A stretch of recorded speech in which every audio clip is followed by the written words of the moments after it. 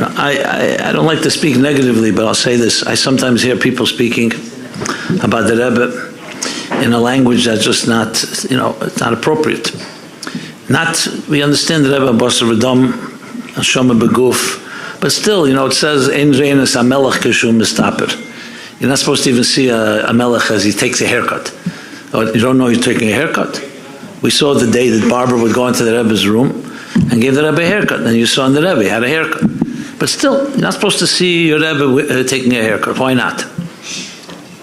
Why not? You're Mechusher, Atzmus and Aguf, all Sachen. Because we're human beings, and when you see something that is like, there's a thing called Hadras Koved, there's a respect.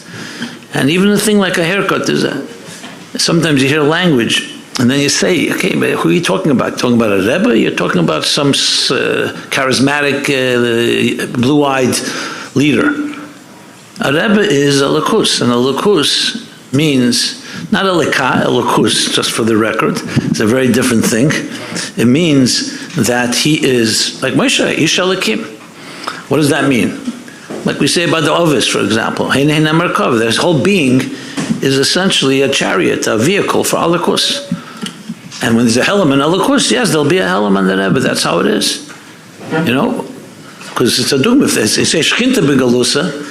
A Rebbe is also in Begalusa for the same reason. That's why Maglin Rabbi Imei.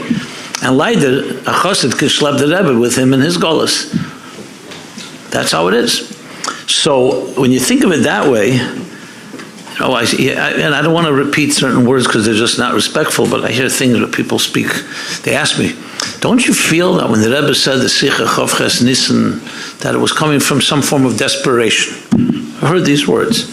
Or another Sicha came after the Rebbetzin passed away, so the Rebbe was like affected by it.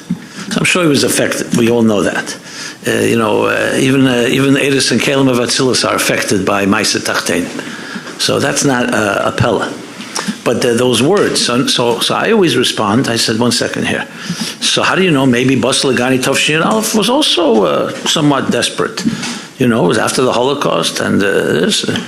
In other words, if you're going to start turning and explaining, maybe Rabbi Akiva in Shas, the reason he said certain things was because he was a Ben Gadim and he was traumatized.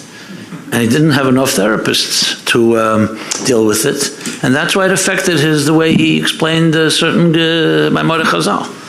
Why won't we say such a thing? Akiva was a human being, because we're talking here people who are kelim telakus. They didn't stop. If you do that, you could throw the whole shas and say it's all humans. And you know what? Maybe they made some mistakes along the way. I don't have a problem with a person who doesn't want to believe in Teir Shabbat Peh, Teir Shabbat Ksav, and the Ebersh, the Gesundheit Heid. I'm not saying I can disagree with you, but you can't do Palginim b'dibura and say that Rebbe Shchinim medaberes metegrene til Tovshin Memches, or as one person once told me, till Tovshin Lamed Ches. Nach Tovshin Lamed Ches, someone said to me, it's Changeheben the Siluk. Someone once told this to me. I said, really? And if your child, God forbid, all the doctor said need an operation, and the Rebbe says not to give an operation, would you listen to the Rebbe or to the doctors? People would put their life on the line for the Rebbe. So I understand. So where exactly does the Shechina Medaberes Metergrene stop?